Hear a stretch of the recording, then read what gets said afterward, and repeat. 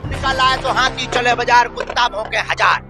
और वो कह रहे थे कि हम 21 लाख रुपया ऐसा कुछ बता आओ तो ठट्टी को बरो ले आवे, हम तो फ्री में बता देते आगे के लोग ठट्टी को बरो ले आवे, हम ठट्टी बाहर से। ये तो चलता ही रहता है। ये धर्म विरोधी लोग हैं जो धर्म विरोधी होते हैं। हम 7 दिन वहाँ झंडा गाड़ने तब उनको बाप मर गए, तब नहीं उन्हें हम ध्यान आए। 7 दिन उनके मुड़ पे झंडा, 2 दिन दरबार, प्रेत दरबार, तब का होगा वो तो। नमस्कार दोस्तों, स्वागत है हमारे नए वीडियो में। दोस्तों आप सभी ने वो कहावत तो जरूर सुनी होगी, चोर चुरावे तुमड़ी गाडे पानी माही, वो गाडे व ऊपर आवे यूं सच्चाई छानी नहीं। ठीक इसी प्रकार आज ऐसी स्थिति बागेश्वर वाले बाबा जी यानी धीरेन्द्र कृष्ण शास्त्री जी की हो गई है। जिस झूठ को धीरेन्द्र कृष्ण शास्त्री जी छुपाते छुपाते आ रहे थे, आज उनका ये झूठ धीरे धीरे करके जनता के सामने आ रहा है। धीरेन्द्र कृष्ण शास्त्री जी का कहना था कि चमत्कार के पीछे हनुमान जी की कृपा है, लेकिन आज मीडिया के माध्यम से पता चल रहा है कि चमत्कार के पीछे हनुमान जी की कृपा नहीं है, बल्कि ये एक कला है। क्योंकि जो साधना धीरेन्द्र कृष्ण शास्त्री जी करते हैं उसका विरोध गीता जी में किया गया है। जो साधना धीरेन्द्र कृष्ण शास्त्री जी करते हैं उस साधना को गीता में घटिया बताया गया है। उस साधना को करने वाले को न तो कोई सिद्धि प्राप्ति होती है, ना ही कोई उसके कार्य सिद्ध होते हैं। वह साधना करना व्यर्थ है। गीता जी में से प्रमाण बताने से पहले आपको एक नज़र इनकी साधना पर डाल लेते हैं। बागेश्वर धाम के दरबार से एक युवा संत धीरेन्द्र कृष्ण शास्त्री जो लोगों की मन की बात भी जान लेते हैं, ये हनुमान जी की साधना करते हैं और अपने शिष्य को भी करने के लिए कहते हैं। धीरेन्द्र कृष्ण शास्त्री जी भागवत कथा भी करते हैं, उसी के साथ दरबार भी लगाते हैं। धीरेन्द्र कृष्ण शास्त्री जी एक मंत्र जाप करने के लिए देते हैं। आप सभी जो है अपने घर पर 5-5 या 11 माला मंत्र की जरूर करें। मंत्र है ओम बागेश्वराय वीर वीराय फट स्वाहा। इस चमत्कारिक मंत्र से आप मनोसिद्ध मनोभाव प्रकट कर सकते हैं, उसे प्राप्त कर सकते हैं। बागेश्वर धाम से यही सद्प्रेरणा के साथ आपका मंगल हो। बागेश्वर बालाजी से जन्म जन्म भर जुड़े रहो। यह मंत्र गीता जी में कहीं पर भी नहीं लिखा है।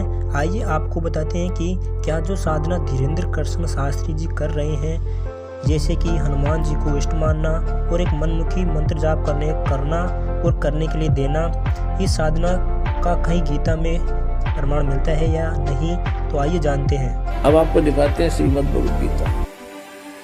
ये श्रीमद् भगवत गीता गीता प्रेस गोरखपुर से प्रकाशित है। जयदयाल गोविंद का इसके अनुवादक है। और देखिएगा अध्याय नंबर 16 का और श्लोक नंबर 23। अध्याय नंबर 16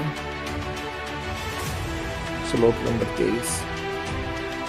जो पुरुष जो व्यक्ति शास्त्र विधि को त्याग कर अपनी इच्छा से मनमाना आचरण करता है, वह न सिद्धि को प्राप्त होता है, न परम गति को और न सुख को ही। 24 में क्लियर कर दिया। अध्याय नंबर 16 का श्लोक 23। इससे तेरे लिए कर्तव्य और अकर्तव्य की व्यवस्था में शास्त्र ही प्रमाण है। ऐसे जानकर तू शास्त्र विधि से नियत कर्म ही करने योग्य है। अब परमात्मा ने कहा कि आप श्री सतगुण विष्णु जी और तमगुण शिव जी की पूजा करते हो। गीता जी में इन तीनों गुणों की रजगुण ब्रह्मा, सतगुण विष्णु, तमगुण शिव जी की पूजा करने वालों को मूर्ख कहा है। पुण्यात्माओं, अब आसानी से समझ आ जाएगी ये पवित्र सदग्रंथ यानी श्रीमद् भगवत गीता। अब फिर देखिएगा श्रीमद् भगवत गीता अध्याय नंबर 7 और श्लोक नंबर फिर देखिएगा 12। अध्याय नंबर 7 का श्लोक नंबर 12 अब आपको पढ़ के सुनाते हैं। और भी जो सतगुण से उत्पन्न होने वाले भाव, सतगुण माने विष्णु जी से सतिथि, और भाव है जो रजगुण ब्रह्मा जी से और तमगुण शिव जी से। क्लियर हो गया कि रजगुण ब्रह्मा जी हैं, सतगुण विष्णु जी हैं और तमगुण शिव जी। इनसे जो कुछ भी हो रहा है, सृष्टि, स्थिति और संहार, उन सब को मुझसे ही होने वाले हैं ऐसा जान, क्योंकि ये काल को 1 लाख मानव शरीरधारी प्राणी खाने का श्राप लगा हुआ है। इसका निमित्त यही है। और ये कहता है परंतु वास्तव में उनमें मैं और वे मुझ में नहीं हैं। ये ब्रह्मा विष्णु महेश से न्यारा है, अलग है, चौथा इनका पिता है। अब 13 में स्पष्ट कर दिया। गुणों के कार्य रूप सात्विक, राजस और तामस, इन तीनों प्रकार के भावों से यह सारा संसार प्राणी समुदाय मोहित हो रहा है। इन तीनों गुणों से परे रजगुण ब्रह्मा, सतगुण विष्णु, तमगुण शिव जी से परे मुझ अविनाशी को नहीं जानता। सीधा स्पष्ट हो गया कि ब्रह्मा विष्णु महेश से अलग है ये काल ब्रह्म। अब 14वें में कहा 7वें अध्याय के में गीता जी में, क्योंकि यह अलौकिक अर्थात अति अद्भुत त्रिगुणमयी मेरी माया, रजगुण ब्रह्मा, सतगुण विष्णु, तमगुण शिव जी के द्वारा फैलाया गया ये जाल, ये रचना बड़ी दुस्तर है, बड़ी खतरनाक है, खराब है, व्यर्थ है। जो पुरुष केवल मुझको निरंतर भजते हैं वे इस माया को उल्लंघन कर जाते हैं, यानी इन तो ऊपर उठ जाते हैं। ब्रह्मा विष्णु महेश से अधिक ब्रह्म की साधना से लाभ मिलता है। अब 15 में के कहा गीता ज्ञानदाता ने, माया के द्वारा कि इस रजगुण ब्रह्मा, सतगुण विष्णु, तमगुण शिव जी के द्वारा जिनका ज्ञान हरा जा चुका है, इस त्रिगुणमयी माया के द्वारा जिनका ज्ञान हरा जा चुका है, यानी ब्रह्मा विष्णु महेश से आगे भक्ति करने को तैयार नहीं, इन्हीं से मिलने वाले अक्षणिक सुख पर ये आश्रित हो चुके हैं, वो असुर स्वभाव को धारण किए हुए ब्रह्मा विष्णु महेश के पुजारियों को क्या कहा गीता जी में, आसुर यानी राक्षस स्वभाव को धारण किए हुए मनुष्यों में नीच,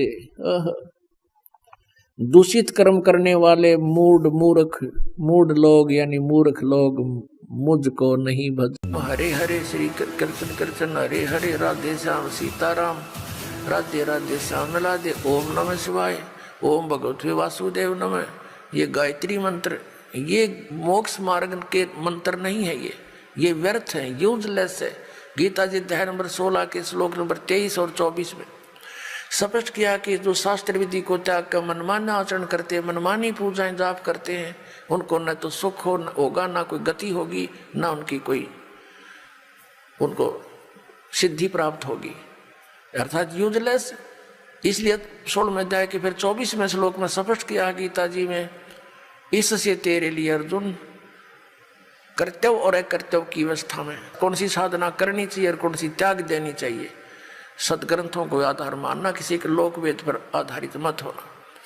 तो श्रीमद् भगवद गीता हमारा आधार है भक्ति का, पवित्र वेद हमारा आधार है भक्ति का, साधना का। लेकिन पुराण हमारे सहयोगी हैं अध्यात्म ज्ञान को समझने के लिए। और जो पुराणों के अंदर वेदों और गीता वाला भक्ति विधि है, वो तो वेदों और गीता का ही है, वो तो हम उन्हीं से ग्रहण करेंगे। बाकी अन्य उसके अंदर उस ऋषि वक्ता, पुराण के वक्ता का अपने घर का ज्ञान है जो वेदों और गीता से नहीं मिलता, वो हमने स्वीकार नहीं करना। अब गीता ज्ञानदाता कहता मेरा एक ओम अक्षर है, नथिंग एल्स, और कोई जाप ही नहीं है। इसके अतिरिक्त कोई मंत्र जाप करता है वो अपने डले ढो रहा है, वो कंकर पत्थर इकट्ठे कर रहा है, लाल नहीं है। ये ब्रह्म सत्र का है। और इससे जो इसकी साधना करता हुआ अंत समय में शरीर छोड़कर जाता है तो परम गति को प्राप्त होता है। वो परम गति कौन सी है? ब्रह्मलोक। और गीता जी अध्याय नंबर 8 के श्लोक 16 में कहा कि ब्रह्मलोक पर्यंत वहां तक गए हुए सभी पुनरावृत्ति के अंदर है। अब 17वें अध्याय के गीता जी के 23वें श्लोक में कहा है कि उस सच्चिदानंद घन ब्रह्म के पाने का 3 मंत्र का जाप का निर्देश है, नथिंग एल्स। निर्देश माने नथिंग और कुछ नहीं, सिंपल ओनली डायरेक्शन। ये है, देखिएगा श्रीमद् भगवत गीता, गीता प्रेस गोरखपुर से प्रकाशित है। जयदाल गोविंद का इसके अनुवादक हैं। ये देखो, अब गीता अध्याय नंबर 8 का और श्लोक नंबर हम 8 से शुरू करेंगे। परमं पुरुषम दिव्यम अभ्यास योग युक्तेन चेतसा न अन्य गामिना। परमम पुरुषम दिव्यम, उस दिव्य परम पुरुष यानी परम अक्षर ब्रह्म को याति पार्थ अनुचिंतन, उसके सिमरण से उसको प्राप्त होते हैं। इनका अनुवाद भी बहुत कुछ ठीक है।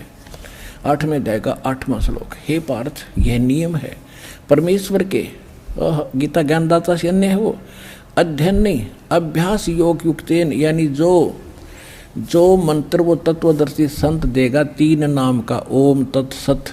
ओम तो सीधा ही सरपुरुष ब्रह्म का है, तत् और सत ये सांकेतिक है।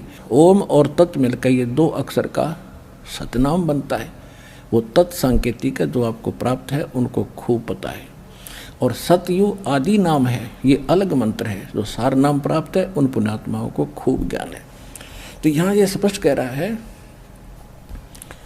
कि उस मंत्र के अभ्यास से, ये योग न ध्यान का इसमें मतलब है नहीं, ये तो हठ योग को ध्यान मानते नहीं। इसका संस्कृत मूल पाठ क्या कह रहा है देखिए, अभ्यास योग युक्तेन, ध्यान नहीं अभ्यास, यानी उस नाम के सुमरण की युक्ति से, उससे लगन से, दूसरी ओर न जाने वाले मन से, यानी किसी और भक्ति में फिर कति ध्यान नहीं जावे, केवल वही भक्ति करे निश्चित से। अनुचिंतन निरंतर चिंतन करता हुआ परम दिव्यम पुरुषम याति है। परम पुरुष, परम दिव्य पुरुष यानी उस परम दिव्य परमेश्वर को प्राप्त होता है। गीता ज्ञान दाता से अन्य है वो परम अक्षर ब्रह्म, और वो सच्चिदानंद घन ब्रह्म जिसका 3 मंत्र का जाप है, उसको प्राप्ति कर, उसकी शरण में जाने को गीता ज्ञान दाता कह रहा है। अब आगे देखो, 8वें अध्याय का 9वां श्लोक हम फिर पढ़ेंगे। 8वां तो पढ़ लिया, 9वें फिर इसमें परमात्मा का नाम भी लिखा है, लेकिन ये विषय अलग हो जाएगा, अब यहाँ करेंगे।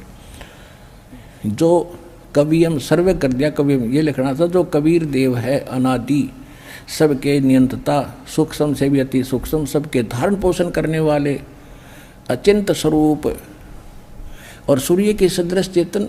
अब देखो, हे निराकार बताओ भगवान ने, और इसमें लिखा को तो सूर्य जैसा है, सूर्य का निराकार है, तो ऐसे परमात्मा 100 प्रकाशित तो उसका शरीर सूर्य के सदृश नित्य चेतन प्रकाश, अविद्या से अति परे, सच्चिदानंद घन परमेश्वर का जो श्रवण करता है। 9वां हो लिया, 10वां पढ़ेंगे। वह भक्ति युक्त पुरुष, यानी उस परमात्मा की भक्ति करने वाला, योग बल से, यानी भक्ति की साधना के बल से, उसकी शक्ति से भ्रकुटी में के मध्यम में प्राणों को अच्छी प्रकार स्थापित करके फिर निश्चल मन से श्रवण करता हुआ उस तत्तम या उस अज्ञान अंधकार में छुपे हुए उस परमात्मा के दिव्यम परमम पुरुषम, परम अक्षर ब्रह्म को, उस देव परम पुरुष को गीता ज्ञान दाता से अन्य को ही प्राप्त होता है। आ गया समझ में? है। अब ये किसके शरण में जाने को कह रहा है गीता ज्ञान दाता? कि उस परम अक्षर ब्रह्म की शरण में जा। और वो परम अक्षर ब्रह्म कौन है?